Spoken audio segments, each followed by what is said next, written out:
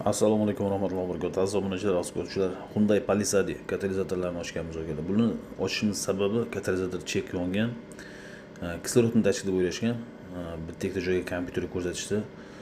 Motor bo'g'layapti, klapan kuygan degan ekan akalar. Biz buni diagnostikani to'shni qo'yishga harakat qildik va aybini aniq va ravshan qilib egasiga ochib ko'rsatdik. Mana ko'rayotganingizdek katalizator maydalanib ketgan. Yarmidan ko'p samovarga o'tgan, samovar ichida shaqir-shuqur taqirlab yuribdi akalar. Ikkinchi katalizator vashi yonib ketgan. Bu mashinaning katalizatorlarini hozir yengillab beramiz. Gulshildan chiqayotgan qop-qora qurum chiqib ko'ryapsizlar akalar, rasod vashi ko'payib ketgan bo'ladi. Shuning hisobiga qop-qora qurum ham qo'shilib chiqib ketadi. Gazni bosganda gulshildan har xil rangda tutunlar ham chiqadi va salondan benzin hidi anqiydi akalar.